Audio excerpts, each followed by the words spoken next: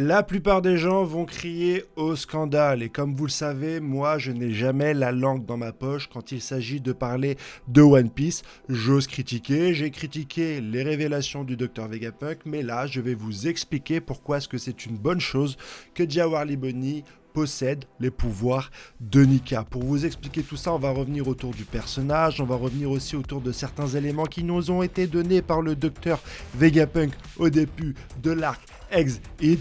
Mais bien sûr, avant cela, n'hésite pas mon ami à t'abonner à ma chaîne, vous êtes plus de 45% à regarder mes vidéos sans vous abonner. N'hésite pas également à mettre la petite cloche, cling cling, pour les notifications et à me donner ton avis en commentaire sur deux questions.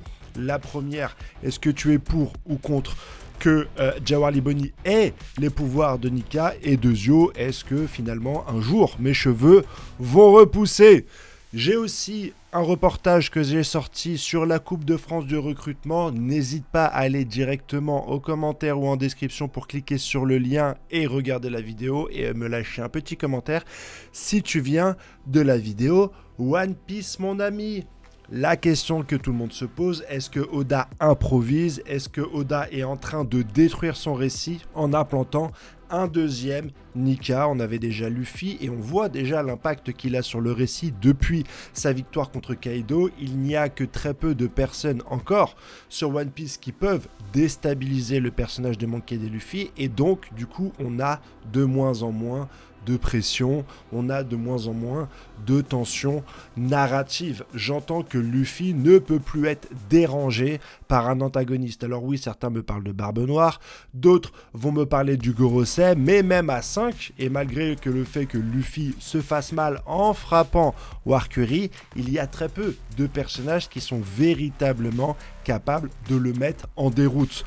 Beaucoup me disaient que oui, Luffy avait une limite de temps, qui finalement le permettait d'avoir une certaine cohérence dans le récit, mais on peut le voir dans ce chapitre, en une seule case, il est capable de manger pour revenir sous sa forme Nika. Il l'a d'ailleurs fait plusieurs fois dans cet arc, ce qui montre bien que l'argument du temps n'est plus un argument valable. Mais pourquoi est-ce que moi qui critique tant Luffy et Nika, je vais faire une vidéo pour vous expliquer que c'est une bonne chose qu'il y ait un deuxième Nika? Rappelez-vous au début de l'arc, et tout est cohérent dans la structure du récit, le Dr Vegapunk nous avait dit que le pouvoir des fruits du démon était selon lui, car il théorise, le fait que les hommes ont toujours cherché à se dépasser, à s'améliorer. Suite à quoi, ils ont réussi à se développer, à dépasser leur statut d'humain grâce aux fruits du démon. C'est une sorte de libération. Bien sûr, il y a un contre-coup, celui de l'océan, et comme j'ai dit dans la semaine dernière, c'est très certainement en relation avec la montée des eaux et des océans. Je pense qu'à l'époque du siècle oublié, il y a eu une guerre avec les armes antiques, et si les deux camps n'ont pas cessé d'utiliser les armes antiques malgré l'augmentation du niveau de la mer, c'était bien pour un but. Et j'estime qu'aujourd'hui, il y a de très fortes chances qu'il y ait une corrélation entre l'interdiction pour ceux qui ont les fruits du démon de nager et la montée des eaux. Alors beaucoup m'ont dit en commentaire, oui, mais aujourd'hui tu peux quand même aller sous la mer avec un scaphandrier, avec un revêtement spécial sur les navires. Je suis d'accord, mais dans la philosophie, dans l'idéologie, toutes ces inventions qui ont permis à l'homme d'aller sous l'eau ne peuvent être mises en contradiction avec le fait qu'à une certaine époque, et très certainement il y a 800 ans, certains ont décidé de lever le niveau des eaux, peut-être, c'est une hypothèse, pour empêcher les possesseurs de fruits du démon d'atteindre une certaine chose, un certain trésor, peut-être le One Piece. C'était le but initial. Ensuite, la technologie du Dr Vegapunk a fait que, grâce au revêtement des bateaux, on a pu aller explorer les fonds marins. Mais c'est pas ce que je voulais développer absolument dans cette vidéo. Là où je voulais en venir, c'est que les fruits du démon sont très liés au niveau de liberté, de dépassement de soi. Et on est en train de voir aujourd'hui que Nika n'est pas un pouvoir unique. C'était le pouvoir de Luffy grâce aux fruits Nika d'Elbaf. Joy Boy a très certainement eu ce pouvoir également, et on a dit qu'il était inspiré par le dieu Nika d'Elbaf. Mais là, on voit un autre possesseur de fruits du démon. Alors, est-ce que c'est un fruit du démon modifié ou non par la marine? On ne le sait pas encore. On sait qu'il a été injecté artificiellement au personnage de Bonnie, mais on ne sait pas si c'est cette injection artificielle qui fait que Bonnie puisse utiliser le pouvoir de Nika. Ce qu'on nous explique, c'est que grâce à son fruit du démon, le fruit normalement qui est capable de rajeunir ou de vieillir elle-même ou une autre personne, elle peut entrevoir des futurs. Et dans ces futurs alternatifs, elle peut prendre la décision de devenir Nika. On part donc d'un fruit du démon qui est quand même assez terre-à-terre, celui de vieillir ou de rajeunir les gens, mais grâce à une certaine utilisation, elle peut modifier la réalité et donc se transformer en Nika. Là où je veux en venir, c'est qu'on sait qu'il y a plusieurs niveaux dans le pouvoir d'un fruit du démon.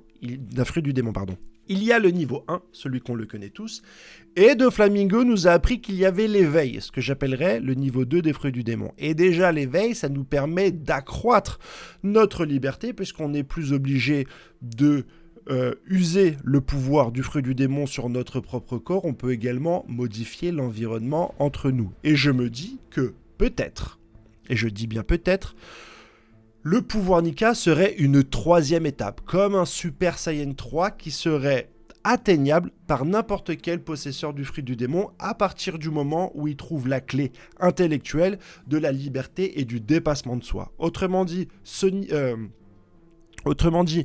Bonnie, par sa croyance, a été au-delà du pouvoir de ses fruits du démon avec son pouvoir de la distorsion, mais n'importe quel fruit du démon, s'il croit, s'il a une croyance, une foi envers Nika, pourrait arriver à un chemin où il se transforme lui-même en Nika. Si par exemple on prend le personnage de Crocodile, et je prends un personnage vraiment qui a des pouvoirs qui ne correspondent pas du tout à Nika, finalement si un jour il avait assez foi en Nika, s'il avait assez foi en ses pouvoirs, il pourrait obtenir une certaine forme de Nika à travers son pouvoir qui n'a pas du tout les propriétés de celui qui pourrait être Nika. L'option de la croyance et de la foi est renforcée par le fait que le gouvernement a cherché à effacer toute trace de Nika pour que la population ne puisse plus croire en lui. Et ça prendrait finalement sens si la population, à l'aide des fruits du démon, pouvait acquérir le pouvoir de Nika. Et ça expliquerait pourquoi le gouvernement ferait même la chasse à Kuma, et on l'a vu dans le flashback, uniquement parce que celui chantait une cantine, celui chantait une chanson à l'honneur, en l'effigie de Nika. Et c'est une des façons culturelles les plus simples pour transmettre une légende, la chanson.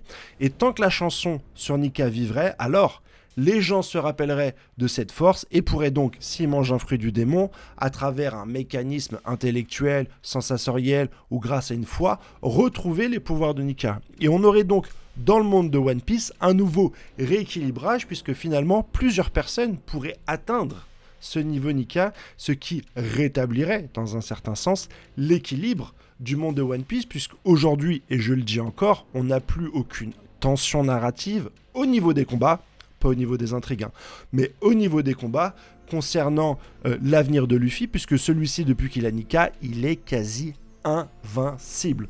Voilà pourquoi, si Oda choisit d'avoir plusieurs personnes qui se transforment en Nika, comme dans Dragon Ball, on a eu plusieurs Super Saiyans, cela pourrait rendre le récit intéressant au niveau, et je dis bien au niveau, des pouvoirs et de l'équilibre des puissances.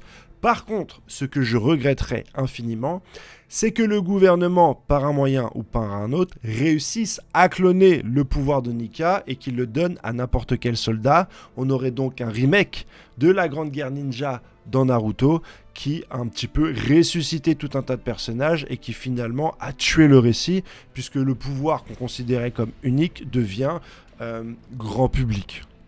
Voilà. C'est l'analyse que je voulais partager avec vous pour cet épisode-là. On a assez parlé du reste. Il y a un petit plus dans le message du Vegapunk. Il y a le début du départ d'X-Hit que je trouve particulièrement intéressant. Est-ce qu'on va se débarrasser du Gorosei dans cet arc ou est-ce que va y avoir un entre guillemets match nul où les Mugiwara vont se rendre sur Elbaf et le Gorosei rentrer directement à Marie-Joase, Terre Sainte, mais on prendra le temps d'en parler dans des prochaines reviews. Il y a un chapitre la semaine prochaine et très certainement un chapitre la semaine d'après. Je vous remercie pour votre attention, n'hésitez pas bien sûr à vous abonner, je parle surtout aux 45% qui regardent mes vidéos sans le faire, et bien sûr à regarder ma vidéo sur le recrutement. Je vous souhaite une excellente fin de semaine, des gros bisous, et puis à mardi pour les spoilers. Allez, ciao, bye bye les amis.